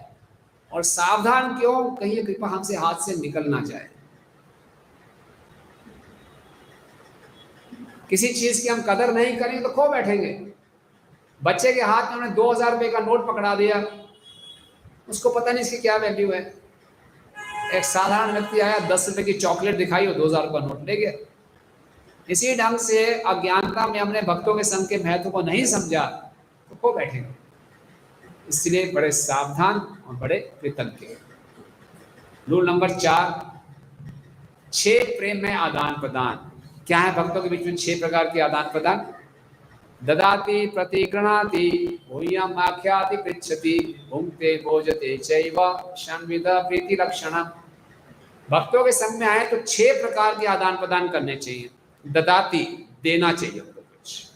जब भक्तों के संग में आए उनको कुछ देने की सोचें, गिफ्ट्स दें, उनको कुछ अच्छे शब्द दें, प्रशंसा करें, कुछ दें। और गृणाति, कोई हमें दे तो उसको हम स्वीकार करें प्रेमवश, देना और लेना। फिर गुह्यम आख्याति पृच्छति, अपने मन की बात शेयर करें। हमारे मन में कई प्रकार के संशय चल रहे होते हैं, भक्तों से मिले तो अपना मन खोलें। भक्तों के संग में आके ऊपरी ऊपरी व्यवहार करें, सब ठीक है जी, हरि बोल हरि बोल। ऊपरी ऊपरी व्यवहार तुम दुनिया के सामने करते हैं, how are you, fine fine fine, ऊपर ऊपर से मजाक कर लिया। नहीं, वो भी संग नहीं है, सोशलाइजेशन हो गया। जैसे क्लब में जाते हैं, सोशलाइज करते हैं। भक्तों के संग में हृदय खोलना चाहिए। गुह्यम आख्याति पृच्छति, अपने मन की बात पूछें, उसकी मन की बात सुने। 5वां छठा, भुंक्ते भोजते चैव, उनको घर में बुलाएं, उनको प्रसाद सर्व करें और उनके घर जाके प्रसाद पाएं। क्या है 6 लक्षण, कौन कौन से? पहला 2 क्या थे? देना लेना। और तीसरा चौथा मन की बात कहना सुनना। और 5वां छठा प्रसाद खाना खिलाना। ठीक है, ऐसे करने से प्रेम बढ़ता है। प्रभुपाद लिख रहे हैं, अंतर्राष्ट्रीय कृष्ण भावनामृत की स्थापना भक्तों के बीच इन 6 प्रकार के आदान प्रदान की सुविधा के लिए की गई है। इस्कॉन सोसाइटी का निर्माण इसीलिए किया गया है कि हम सब भक्तों के बीच में 6 प्रकार के आदान प्रदान करें। प्रभुपाद कह रहे हैं, कृष्ण भावनामृत संघ का जीवन सदस्यों के मध्य इन 6 प्रकार के प्रेम में विनिमय द्वारा प्लवित हो रहा है। जो हमारी इस्कॉन सोसाइटी को जो नरिशमेंट मिल रही है, शक्ति मिल रही है, वो भक्तों के बीच में प्रेम से मिल रही है। समझिए बात आपको? कितने रूल हो गए? 4। 5 नंबर है बेनिफिट ऑफ डाउट। किसी भक्त से हम कुछ अपेक्षा कर रहे हैं और उसने वैसा व्यवहार नहीं किया तो हम बड़े निराश हो जाते हैं। दूसरी बार फिर उसने वैसा व्यवहार नहीं किया और निराश हो जाते हैं। हम सोचते हैं ये व्यक्ति है ही ऐसा, ये व्यक्ति ठीक नहीं है, बहुत खराब। और हमसे उनसे पूछते हैं, वो अपनी कुछ एक्सप्लेनेशन देते हैं, ऐसा हो गया था वैसा हो गया था। नहीं, तुम हो ही ऐसा। ये जो चित्र आ रहा है, कौन सी लीला है ये? बलि और सुग्रीव। बलि और सुग्रीव। तो किशिखंडा में एक बहुत बड़ा असुर आया था और बलि तो इतने शक्तिशाली थे, बलि उस असुर के पीछे भागे। वो असुर छिपते छिपते गुफा में चला गया, बलि भी गुफा में चले गए। गुफा में जाने से पहले उन्होंने सुग्रीव को बोला, सुग्रीव बाहर खड़े रहना, अभी वध करके इसका आता हूँ। वो अंदर चले गए। काफी समय हो गया, बलि बाहर नहीं आए और अंदर से गुफा से बहुत जोर से चिल्लाने की आवाज आई। उसके बाद भी बलि बाहर नहीं आए। सुग्रीव काफी समय तक प्रतीक्षा करता रहा। जब बलि बाहर नहीं आए और बाहर खून निकलता आया बाहर, उसने सोचा शायद बलि का वध हो गया। बेचारा बहुत घबरा गया। उसने बोला, अभी असुर जिसने बलि को मार दिया पूरे किशिखंडा के निवासियों को मार देगा, उसके तो पूरे किशिखंडा का नाश हो जाएगा। बहुत बड़ी चट्टान लाया, उस गुफा के द्वार को बंद कर दिया, खुद चला गया। ये खबर फैला दी कि बलि की हत्या हो गई और खुद राज सिंहासन में बैठ गया। कुछ समय के बाद हुआ क्या था कि बलि ने उस असुर का वध किया था। और जब बलि बाहर निकलने लगा तो देखा चट्टान से गुफा बंद है। बहुत जोर लगा के उसने चट्टान हटाई। बड़ा हैरान हो गया, सुग्रीव भी बाहर नहीं खड़ा।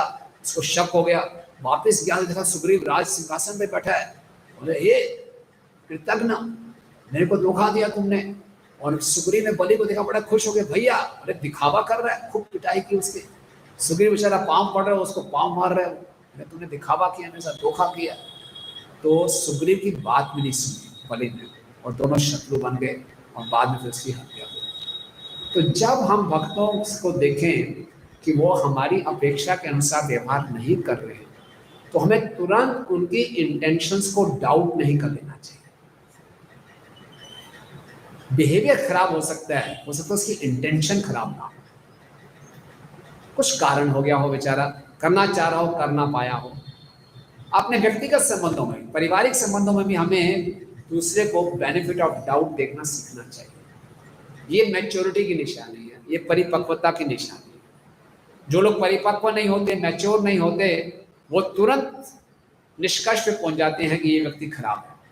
और जो व्यक्ति मैच्योर होते हैं वो दूसरे को पूरा चांस देते हैं, हो सकता है ऐसा हो गया हो, इसको एक मौका दो। तो भक्तों के बीच में बहुत सुरक्षित है, हम दूसरे को बेनिफिट ऑफ डाउट। चलें, समझ आ रहा है प्रभु जी? ज़्यादा स्पीड से तो नहीं चल रहा, हालांकि एक एक चीज टॉपिक इतना बड़ा है, इससे बहुत चर्चा की जा सकती है, हम तो केवल आपको थोड़ा बता रहे हैं। छठा है रूल, ये बिल्कुल अपने हृदय में लिख लें इसको, never never give up association. कुछ भी हो जाए भक्तों का संग नहीं छोड़ेंगे। कई बार भक्तों के संग में कुछ तकलीफें हो जाती हैं, है ना। बताया गया भक्तों का संग जेम पॉलिशर की तरह है। जेम्स होते हैं ना, हीरे, उनको कैसे पॉलिश किया जाता है? हीरो को कैसे पॉलिश किया जाता है? एक दूसरे को रगड़ा जाता है, एक हीरो को दूसरे हीरे से रगड़ा जाता है। तो भक्त लोग भी एक एक भक्त हीरा है, उसको पॉलिश कैसे किएगा? एक दूसरे से रगड़ा जाएगा। जब रगड़ाई होती है थोड़ा कष्ट तो होता है, तो रगड़ाई के कष्ट को सह लें, लेकिन पॉलिश उसी से होंगे। अगर भक्तों के संग में नहीं आ रही कि रगड़ाई हो रही है तो पॉलिश नहीं होंगे। इसीलिए कुछ भी हो जाए भक्तों का संग छोड़ना नहीं है। रूल नंबर 7, डू नॉट जज बट डिस्क्रिमिनेट। जजमेंट क्या होती है कि ये वक्त खराब है, ये ऐसा है वैसा है। और डिस्क्रिमिनेट क्या करना है? देखिए, हम भक्तों के संग में आएंगे, कुछ ऐसे भक्त होंगे जिनका हम संग करते हैं, नज़दीक आते हैं उनके, तो बड़े कंफ्यूज हो जाते हैं। उनका व्यवहार हमें समझ में नहीं आता, कैसे व्यवहार कर रहे हैं। वो भी साधु, वो भी भक्त, हरि नाम ले रहे हैं, सारे नियमों का पालन कर रहे हैं, लेकिन उनके संग में आते हैं तो हम इतने उत्साहित महसूस नहीं करते भक्ति में। तो हमारे पास समय बहुत कम है, हमारी आयु सीमित है, तो हमें उन्हीं भक्तों का संग अंतरंग रूप से करना है जिनके साथ जाके हमें भक्ति में बहुत उत्साह है। और बाकी सब भक्तों को हम दूर से प्रणाम कर सकते हैं। आदर सबका करना है, लेकिन संग उन्हीं भक्तों का करें जो हमें भक्ति में उत्साहित करें। इसको बोलते हैं डिस्क्रिमिनेट, अपनी विवेक बुद्धि का उपयोग। ठीक है ना। सभी साधु हैं जो कृष्ण को मानते हैं, जिन्होंने कृष्ण की शरण ले रखी है, वो साधु हैं। लेकिन सभी साधुओं का संग हमारे लिए कई बार हितकारी नहीं होता, तो उन्हीं साधुओं के संग करें जो हमें भक्ति में उत्साहित करें। ठीक है, ये बुद्धिमत्ता है। Rule number 8, avoid what? कौन गेस करेगा? अवॉइड फॉल्ट फाइंडिंग, है ना। दोषों को ढूंढे ना लेंस लेके, हाँ पकड़ा गया, ये दोष पकड़ा गया ना। हमारे आचार्यगण उदाहरण देते हैं, एक छन्नी थी, छन्नी, आटा छानते ना, उसने एक सुई को देखा, सुई देखी है, बोले हाँ हाँ शेम शेम शेम, सुई तेरे में छेद है। छन्नी खुद में तो देख तेरे में कितने छेद हैं, वो नहीं देख रही। छन्नी सुई के अंदर एक छेद देखकर उसको शेम शेम कह रही है। ऐसे हम भी दूसरों के दोषों को देखते हैं, छेद दिखाई दे गया, छी छी छी। अपने अंदर देखो कितने छेद हैं, कितने दोष हैं। तो लेंस लेकर ढूंढना नहीं है फॉल्ट्स को, है ना। फॉल्ट फाइंडिंग में हम सब एक्सपर्ट हैं, बुरा मत मानिए, है ना। PhD इन फॉल्ट फाइंडिंग। कोई भी व्यक्ति हमारे सामने आ जाए, साक्षात कृष्ण ही क्यों ना आ जाए, हम उन्हें भी फॉल्ट दे देंगे। ये क्या टेढ़े खड़े हो भैया, सीधे खड़े हो, ये क्या खड़े होने का तरीका है। कृष्ण भी हम फॉल्ट देख सकते हैं। तो फॉल्ट्स होंगे, ऐसा नहीं कि भक्तों में फॉल्ट्स नहीं होते, फॉल्ट्स हैं, दोष हैं, लेकिन उनको ढूंढना नहीं है। क्या करेगा? किसी भक्त में फॉल्ट नजर आ रहे हैं, दोष नजर आ रहे हैं, तो क्या करना चाहिए? अपने में देख लेंगे उसके दोष हैं, उससे नुकसान तो हो ही रहा है, अपने में देखना चाहिए, लेकिन दूसरों के दोषों से कुछ तो नुकसान होता ही है। हाँ जी, हाँ, जो उसकी अथॉरिटी है उसको इन्फॉर्म कर दो, उसके बाद आप अनासक्त हो जाओ। हर जगह उसका ढिंढोरा मत पीटो, राइट। आजकल फेसबुक पे, सोशल मीडिया में हम बहुत प्रचार कर रहे हैं। नमा, रिस्पॉन्ड बट नॉट रिएक्ट। ये दृश्य कौन सा है, कोई याद कर सकता है? Vidur, very good. दुर्योधन ने इतना अपमान किया विदुर जी का, विदुर जी तुरंत सभा छोड़कर चले गए। विदुर जी को बहुत दुख हुआ, भरी सभा में इतना अपमान कर दिया, कटु शब्द कहे। लेकिन विदुर जी ने सोचा ये भगवान की इच्छा है, मैं जाके अब क्या करता हूँ, तीर्थ यात्रा करता हूँ, भक्तों का संग करता हूँ। तो कई बार भक्त हमसे कुछ अपशब्द कह सकते हैं, गलत व्यवहार कर सकते हैं, उस समय हमें तुरंत रिएक्ट नहीं करना चाहिए। रिएक्ट और रिस्पॉन्ड में अंतर है। रिएक्शन होता है रजोगुण में, तुरंत नहले पे दहला कर दिया, उसने कुछ बोला हमने भी कुछ सुना दिया, मैं छोड़ूंगा नहीं इसको, क्या समझते हैं अपने आप को। और रिस्पॉन्ड क्या होता है, थोड़ा सब्र रखा, शांति रखी, सोचा समझा फिर बात, इससे बहुत फर्क पड़ जाता है। प्रभुपाद कहते हैं कई बार भक्तों के बीच में ऐसा होता है, एक वैष्णव अगर सही पे बात नहीं कर रहा, दूसरा थोड़ा मंद मंद मुस्कुरा दे, थोड़ा शांत हो जाए तो मामला सुलझ जाता है। लेकिन एक गर्म है और दूसरा भी गर्म हो गया तो दिक्कत हो जाती है। एक गर्म है तो दूसरे को क्या हो जाना चाहिए, नरम हो जाना चाहिए, राइट। 10वां सबसे महत्वपूर्ण क्या, कि हमें दासों का दास, राइट। ये सीन है राजा प्रतापरुद्र का। राजा प्रतापरुद्र जगन्नाथपुरी के राजा थे और उनकी बहुत इच्छा थी मैं चैतन्य महाप्रभु का दर्शन करूं, उनसे मिलूं। महाप्रभु कहते थे नहीं, मैं किसी भी विषय व्यक्ति से नहीं मिलता।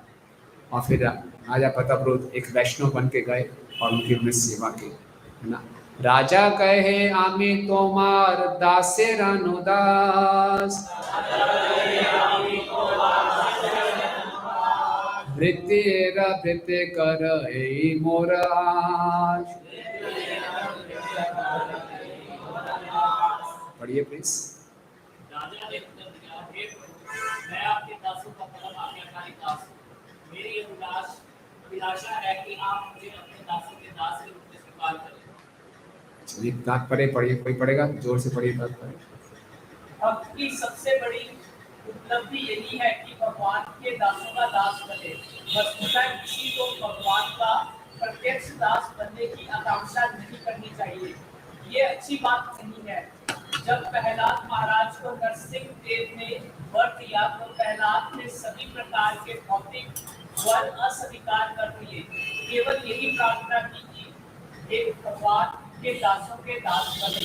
इसी प्रकार जब देवताओं के कोषाध्यक्ष देव ने ध्रुव महाराज को वर देना चाहा था तो ध्रुव चाहते तो असीम भौतिक वैभव मांग सकते थे, किंतु उन्होंने यही वर मांगा कि वे भगवान के दासों के दास बने रहे।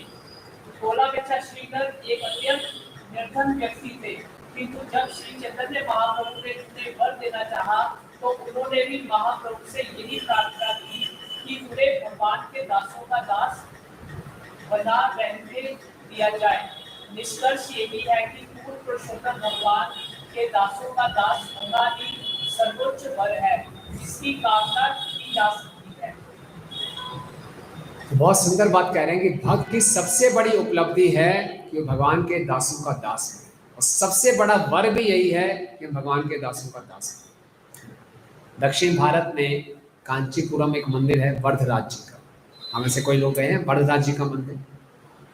वरदराज जी का मंदिर प्रसिद्ध है कि वरदराज हमारी सारी इच्छाओं की पूर्ति करने में सबसे आगे। तो वरदराज जी के एक भक्त थे, उनका नाम था कांचीपूर्ण। वो वरदराज की खूब सेवा करते थे, दूर से उनके लिए जल भर के लाते थे और वरदराज जी को चामर किया करते थे। और वो वरदराज जी के इतने प्रिय भक्त थे कि भगवान उनसे बातचीत करते थे। हमारे से कोई ऐसा भक्त है जिससे भगवान बातचीत करते थे, ऐसे आमने सामने बातचीत हो रही है। और पूरा गांव जानता था कि ये कांचीपूर्ण इतने सुंदर भक्त हैं कि वरदराज जी से बातचीत करते हैं, जो सबकी इच्छाओं की पूर्ति कर देते हैं, वो उनसे बातचीत कर रहे हैं। वाह। तो एक बार ब्राह्मण ने कहा कांचीपूर्ण से, आज आप सेवा के लिए जा रहे हो, मेरी तरफ से एक बात पूछोगे महाराज भगवान से? बोले क्या? भगवान से पूछना कि इस ब्राह्मण का शरीर छोड़ने के बाद वैकुंठ जाएगा क्या? ठीक है, पूछ लूंगा। बातचीत चल रही है, बातचीत चल रही है, भगवान एक प्रश्न पूछना है। बोले पूछिए। वो जो फलाना ब्राह्मण था, हाँ हाँ हाँ ठीक है, वो क्या वो पूछ रहा था कि शरीर छोड़ने के बाद वैकुंठ जाएगा? भगवान बोले यस, निश्चित रूप से वो वैकुंठ जाएगा। Very good. तो बातचीत इसी टॉपिक पे ही है, तो कांचीपुर ने सोचा अपने बारे में पूछ लेता हूँ। हालांकि कोई संशय तो है नहीं, रोज ही बातचीत होती है, अपने तो घर वाली बात है। बाई चांस महाराज मेरा क्या है, मैं अभी आऊँगा ही। भगवान चुप। भगवान आप बताइए मेरा क्या आगे स्कोप है, कोई उत्तर ही नहीं आ रहा। अरे उसको तो तुरंत देती है, मेरे को दे ही नहीं रहे। भगवान मेरा बताइए, मैं भी जाऊंगा। मेरे को ना थोड़ी चिंता बढ़ गई। बोले देखो कांचीपुरम, तुम सेवा तो बहुत अच्छी करते हो, लेकिन क्या, लेकिन तुमने अभी तक मेरी ही सेवा की है, मेरे भक्तों की कभी सेवा नहीं की, इसलिए क्वालिफाइड नहीं। बाप रे बाप, हद हो गई। पूरा जीवन निकाल दिया, आपको चामर करता रहा, आपसे बातचीत हो रही है और मैं क्वालिफाइड नहीं हूँ। हाँ, जब तक आप मेरे भक्तों की सेवा नहीं करोगे मेरे धाम वापस नहीं आ सकते। ठीक है भगवान, आज्ञा दीजिए, अब आपके भक्तों की सेवा करता हूँ। आप ढूंढने लगे, जहाँ वो भक्तों की सेवा करने जाते, भक्त बोलते आप इतने बड़े भक्त, आप बाल्टी उठा के प्रसाद बांटते हैं, आपसे तो भगवान डायरेक्ट बात करते हैं, नहीं आप नहीं कर सकते। बेचारे परेशान हो गए। कोई इतने फेमस थे वो, लेकिन भक्ति में हो सकता कोई बहुत प्रसिद्ध हो जाए, इसका मतलब ये नहीं कि भगवान उसको इतना मानते हैं। इतने प्रसिद्ध भक्त थे, जहाँ जाते कोई सेवा ही नहीं करने दे उनको। बड़े परेशान हो गए, बड़े कुछ करना पड़े। उन्होंने अपना वेश बदल दिया और उन्हीं के गुरु भाई थे गोष्ठीपूर्ण, उनके पास चले गए वेश बदल के, एक साधारण गंवार से बन गए और बोले भैया कुछ नौकरी दे दो मुझे। बोले गौशाला में चले जाओ।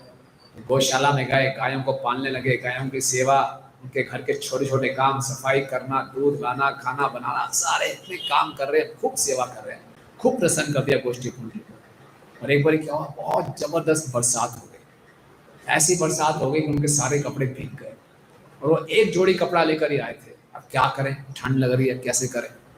तो क्या किया, रात का समय था, इतना तूफान बारिश चल रही, बोले तो कौन आएगा। गौशाला में थे, अपने वो कपड़े उतारे और पुराने कपड़े डाल लिए। बोले अब कौन आने वाला, रात का टाइम था। और बाय चांस वहाँ पे वही गोष्ठीपूर्ण आ गए। वो देख लिया, बोले तुम हो कांचीपुरम, तुम इतने बड़े भक्त, मेरी ऐसी सेवा कर रहे थे। तब उनकी आंखें खुली, तो बोले क्या करता, भगवान का आदेश था। इसीलिए सबसे बड़ा वर भगवान से हमने मांगना है तो क्या, ये भगवान मुझे अब दासों के दासों का दास, और ये सबसे बड़ी उपलब्धि है हमारे जीवन में। राइट। रूल नंबर 11, आखिरी रूल, असत्संग त्यागे वैष्णव आचार, स्त्री संगी एक साधु कृष्ण भक्त आर। महाप्रभु से किसी ने पूछा कि भक्तों का संग करना चाहिए, वैष्णव की पहचान क्या है। वैष्णव की पहचान क्या है कि वैष्णव हमेशा असत संग को त्यागता है। असत संग किस प्रकार के, स्त्री संग, जो व्यक्ति बहुत ज्यादा विषयों में डूबा हुआ है उसका संग नहीं करना, और जो असाधु है, नास्तिक है, उनका संग नहीं करना। कई बार हम समझते हैं भक्तों का संग मतलब टीवी में कोई भी चैनल देख लो, कहीं ना कहीं कुछ कथा चल रही है, देख लेते हैं, वो साधुओं का संग है, नहीं। तो क्या करना है, जो प्रमाणिक साधु है उन्हीं का हमें संग करना है। तो 11 गोल्डन रूल्स हैं, किसको याद होगा, किसी ने नोट किए हैं। पहला क्या था,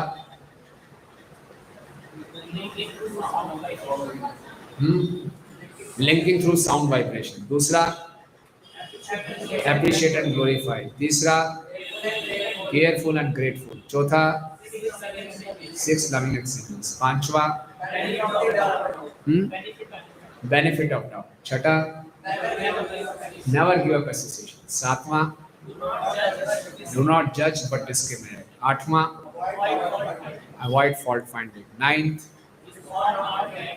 रिस्पॉन्ड नॉट रिएक्ट। 10वां सर्वेंट ऑफ द सर्वेंट। और 11वां भक्तों का संग त्याग। प्रभुपाद जी कह रहे हैं it is possible to mature in devotional service only in the association of devotees. भक्तों के संग में ही हम परिपक्व हो सकते हैं, मैच्योर हो सकते हैं। ठीक है, हरे कृष्णा। तो आज हमने संक्षेप में चर्चा की कि भक्तों का संग कितना महत्वपूर्ण है, और ये भगवान की सबसे बड़ी कृपा है। भक्तों के संग से हमें सब कुछ प्राप्त हो सकता है, बस हम ये देखना है कि हम भक्तों के संग को बड़ी गंभीरता से लें।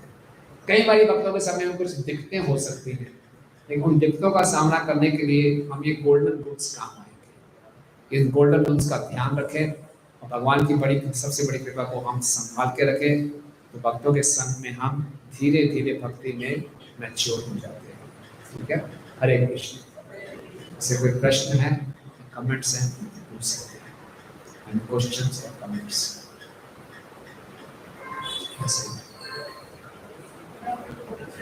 कॉर्डलेस माइक है मुझे।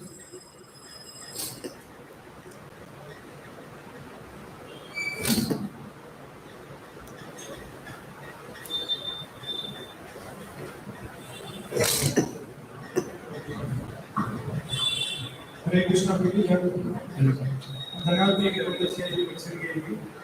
एक प्रश्न ये था कि आपने बताया मुंशी महाराज का जो कथा था कि भगवान जिसको सिलेक्ट करते हैं उसको भक्तों का संग देते हैं। भगवान तो चाहते हैं कि सभी लोग सभी उनके पास आए, इसको कैसे समझें? हाँ, जो भक्तों की भी योग्यता बनती है भक्तों की कृपा से, है ना। भक्त लोग हमें अज्ञात स्वीकृति दे, है ना। जब हम किसी भक्त के दर्शन करते हैं, एक बड़े से बड़ा दुष्ट व्यक्ति भी क्यों ना हो, अगर किसी भक्त के दर्शन कर लेता है, उसकी भक्ति में प्रगति शुरू हो जाती है, उसको कुछ सुकृति क्रेडिट पॉइंट्स मिल जाते हैं, है ना। अनजाने में किसी भक्त की सेवा कर दी तो कुछ क्रेडिट पॉइंट्स मिल गए। तो ऐसे क्रेडिट पॉइंट्स जब इकट्ठे होते होते जाते हैं कि भगवान बोलते हैं हाँ अब ये योग हो गया, फिर उसको भक्तों का संग होता है। ये भक्तों की कृपा से। और कुछ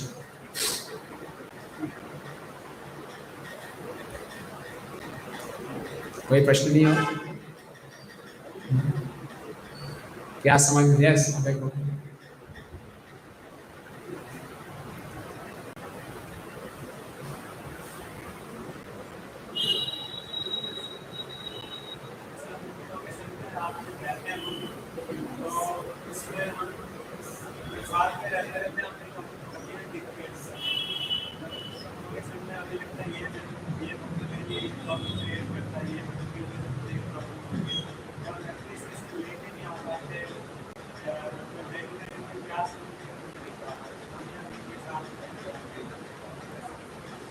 कहते हैं भक्तों के संग में हम रहते हैं तो हमें कमियां ही कमियां दिखती हैं, है ना। जिसके साथ ज़्यादा रहते हैं उसकी कमियां ज़्यादा दिखती हैं, गुण कम दिखते हैं। घर में भी ऐसे ही होता है।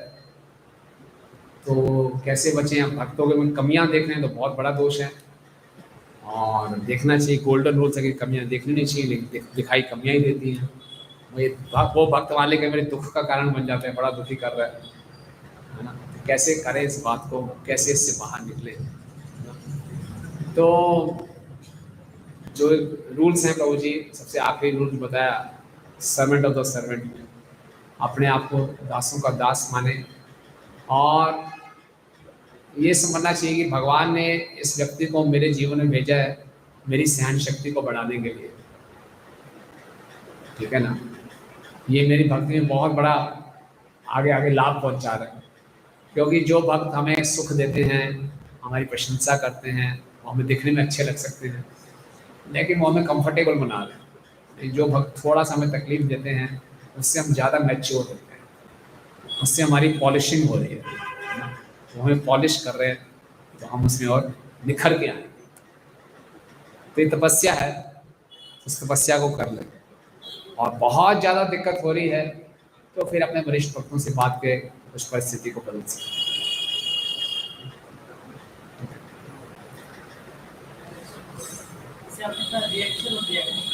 रिएक्शन और रिस्पॉन्ड, लेकिन मन में अगर रहता है कि उन्होंने व्यक्ति ऐसे रिएक्शन किया, कुछ नहीं बोला, तो मन में वो विचार चलता रहता है, उस स्थिति में क्या करना चाहिए? इनका प्रश्न ये है कि रिएक्ट नहीं किया, रिस्पॉन्ड किया, उस समय रिएक्ट नहीं किया, लेकिन बाद में हम अंदर अंदर कुड़ते जा रहे हैं, बिना ऐसे बोल दिया, ऐसे कैसे कर दिया, एक पक्ष की बात सुनी और एक रिएक्शन बना लिया। हाँ। और मेरे मन में डिस्टेंस मेंटेन करते हैं उनसे, लेकिन मन में उनके प्रति जो एक वैष्णव के प्रति जो भाव है, हाँ, वो जनरेट नहीं हो पा रहा है। एक वैष्णव के लिए एक आदर होना चाहिए, सत्कार होना चाहिए, वो जनरेट नहीं हो पा रहा है। उस स्थिति में किसी ने मुझे गलत डांट दिया और मैंने कुछ बोला नहीं, उस समय अंदर ही अंदर ऐसा गुस्सा चल रहा है और उसके प्रति अंदर गलत भावनाएं आ रही हैं, तो कैसे उससे कैसे बचें?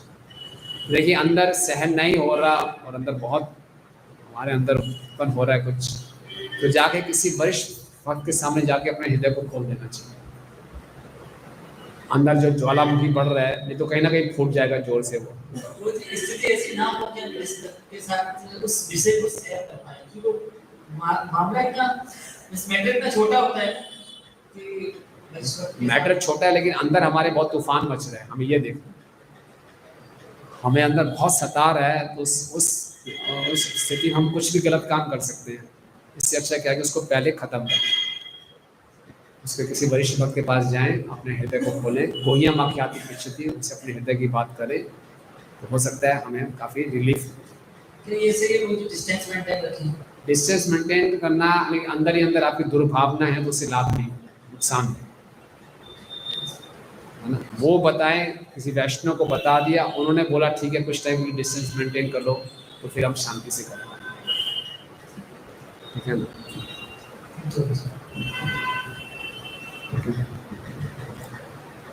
ओके,